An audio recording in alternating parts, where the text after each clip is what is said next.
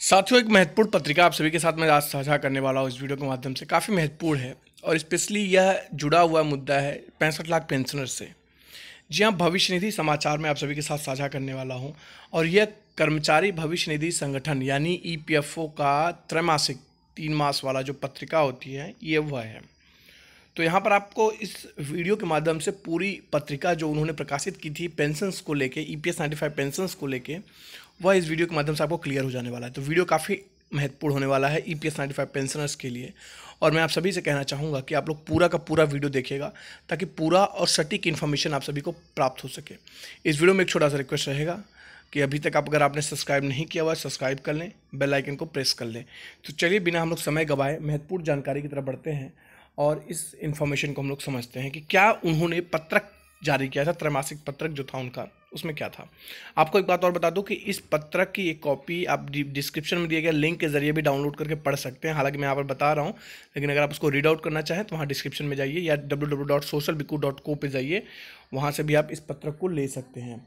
तो वहाँ पर भी ये अपलोडेड है socialbiku.co पे, तो वहाँ से भी आप ले सकते हैं और इस तरह से पढ़ भी सकते हैं। तो सबसे पहले आयुक्त की कलम से है। कर्मचारी पेंशन योजना 1995 को 16 नवंबर 1995 से लागू किया गया है। योजना के बारे में कई संदेह व्यक्त किए गए हैं जिसका मुख्य कारण है योजना और इसके लाभों के बारे में जानकारी का अभाव। हम इस बात पर बल देना चाहेंगे कि यदि लोग अनुसरण करना चाहें तो यह योजना एक आदर्श सिद्ध हो सकती है।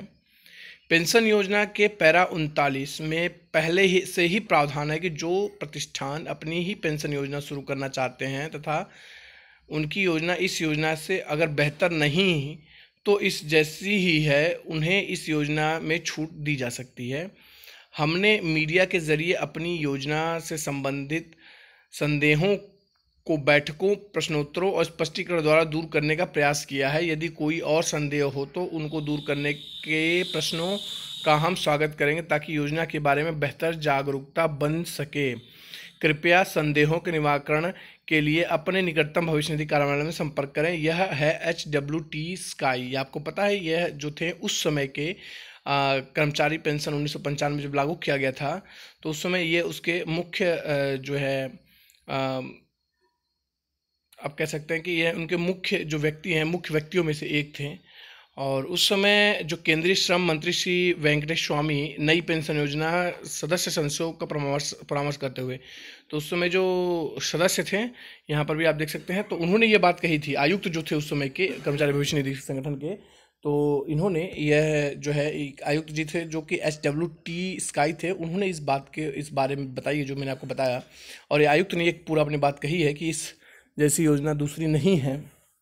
उसके बाद यहाँ पर एक पिक्चर उन्होंने कर्मचारी 1995 के बारे में दिखाया है और यहाँ पर कहते हैं कि केंद्रीय श्रम मंत्री श्री वेंकटेश स्वामी नई पेंशन योजना पर संसद सदस्यों से परामर्श करते हुए, यहाँ पर आप देख सकते हैं ये उस समय जो केंद्रीय श्रम मंत्री थे उन्होंने इस पर चर्चा करते हुए केंद्रीय न्यास बोर्ड 1991 में स्वीकृत तथा 16 नवंबर 1995 में लागू पेंशन योजना के संबंध में भिन्न भिन्न लोगों द्वारा तरह तरह के प्रश्न उठाए जा रहे हैं। इस प्रस्तुतिकरण में इन प्रश्नों का उत्तर देने का प्रयत्न किया गया है तथा भ्रांतियों एवं आकांक्षाओं को दूर करने का इन्होंने इस पे स्पष्टीकरण दिया। यह 1995 का। अब यहाँ पर आप देखिए केंद्रीय श्रम मंत्री श्री वेंकटेश स्वामी पेंशन योजना के विषय में वाद विवाद करने के लिए बुलाई सभा की अध्यक्षता करते हुए यहाँ पर आप देख सकते हैं कि स्वामी जी, वेंकट स्वामी जी जो कि उस समय श्रम मंत्री थे, वो बैठे हुए हैं और पेंशन योजना के बारे में चर्चा करते हुए आप देख सकते हैं।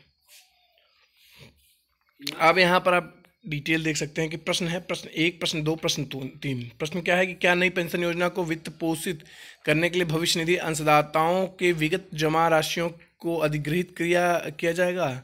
तो इन्होंने बोला है कि जी नहीं। ये चीज़ आप पढ़ भी सकते हैं, मैं आपको बता भी दे रहा हूँ कि क्या इस पेंशन योजना प्रभावी होने पर कर्मचारी पेंशन योजना के सदस्यों के लिए इस में उपलब्ध लाभों में कमी आएगी। तो उन्होंने उसके बारे में भी बताया है कि नहीं, कोई लाभ में कमी नहीं आएगी। तीसरा प्रश्न जो महत्वपूर्ण था कि यदि कर्मचारी को विभिन्न कारणों से अपना कार्यस्थल बदलना पड़ा तो उन्हें अपनी जिंदगी में भिन्न भिन्न प्रतिष्ठानों में कार्य करना पड़ा है तो क्या होगा। नई पेंशन योजना में यह प्रावधान आया जब भी कोई व्यक्ति कर्मकार किसी कारण प्रतिष्ठान को छोड़ता है तो उसे आयुक्त द्वारा पेंशन योग्य सेवा, पेंशन योग्य वेतन और रोजगार छोड़ने की तारीख को देय पेंशन की राशि दर्शाते हुए योजना प्रमाण पत्र प्रदान किया जाएगा।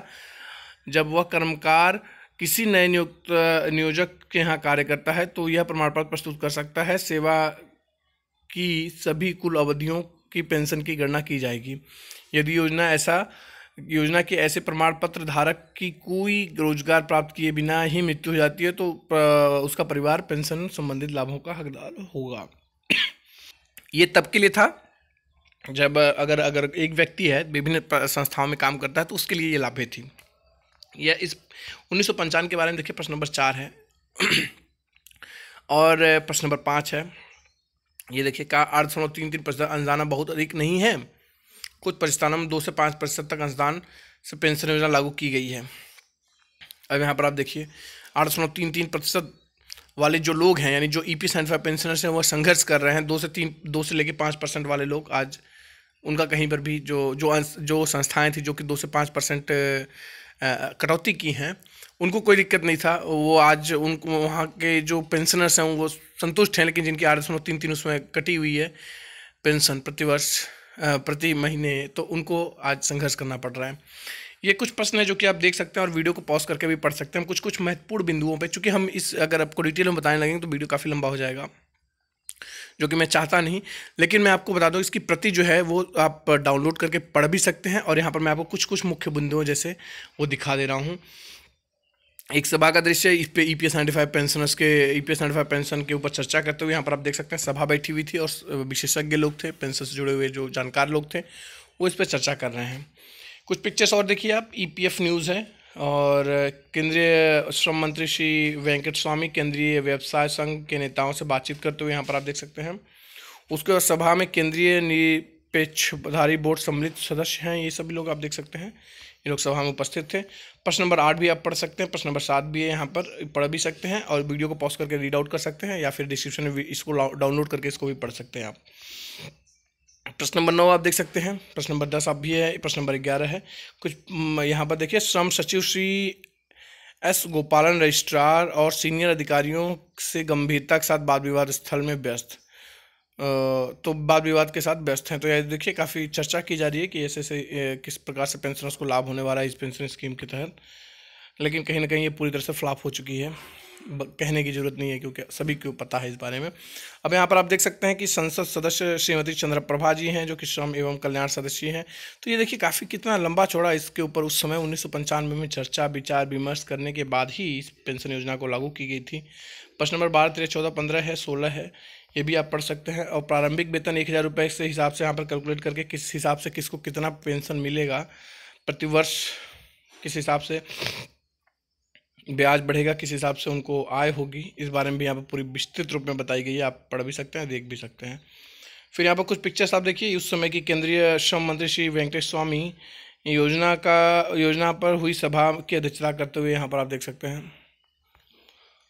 अब यहाँ पर है कोई अन्य प्रश्न है तो आप क्या कर सकते हैं, कृपया क्षेत्रीय भविष्य निधि आयुक्त के में निम्नलिखित कार्यों पर संपर्क करें। तो यहाँ पर आप देख सकते हैं, यह स्थान है क्षेत्र, जैसे आंध्र प्रदेश में हैदराबाद है, बिहार में पटना है, इस तरह से पूरी क्षेत्रीय सहायक कार्यालयों की जो बारी डिटेल है यह उपलब्ध है। निःशुल्क सेवा हेतु बताया गया है कि त्रैमासिक जो ये भविष्य निधि है इसकी निःशुल्क सेवा है, ये इसके बारे में बताई गई इस पत्रिका में। तो कुल 8 पेज का ये पत्रिका है जो कि उसमें प्रकाशित की गई थी और इसके बारे में विस्तृत रूप में EPS 95 पेंशनर्स के बारे में, उसके बेनिफिट्स के बारे में बताई गई है।